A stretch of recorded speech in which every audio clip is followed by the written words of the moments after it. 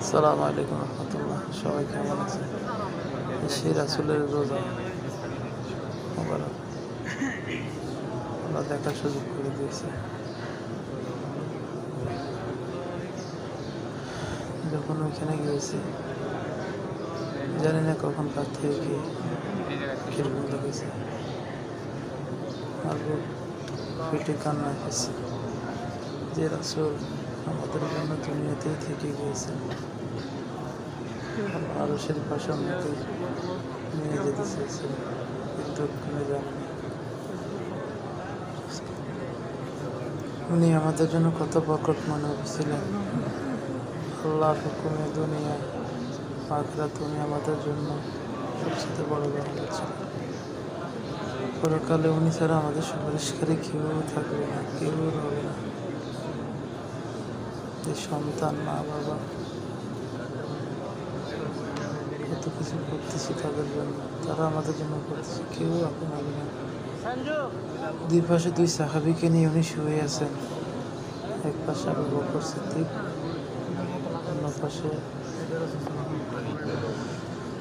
হযরত ওমর ফারুক রাদিয়াল্লাহু তাআলা আনহু। দুজন সাহাবীকে নিয়ে দুই পাশে শুয়ে আছেন। ওনারা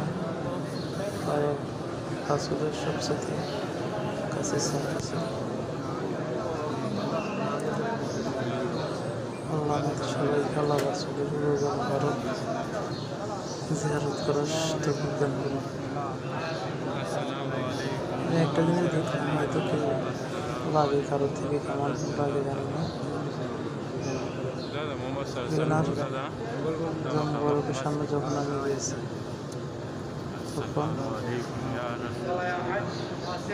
কত সুন্দর এক সুগন্ধি ফ্লেভার আমার নাকে ভেসে এসেছে। বিশ্বাস করেন, পৃথিবীতে এত সুন্দর ফ্লেভার, এত সুগন্ধিময় কখনো আমি পাইনি।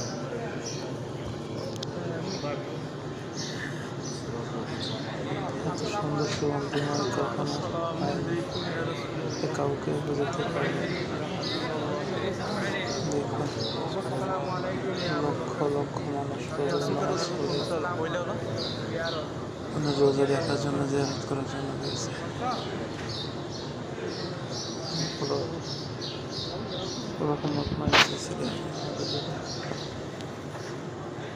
আল্লাহ রাসূল আমাদেরকে সবাইকে মাফ করে দেবেন, সবাইকে মাফ করে দেবেন।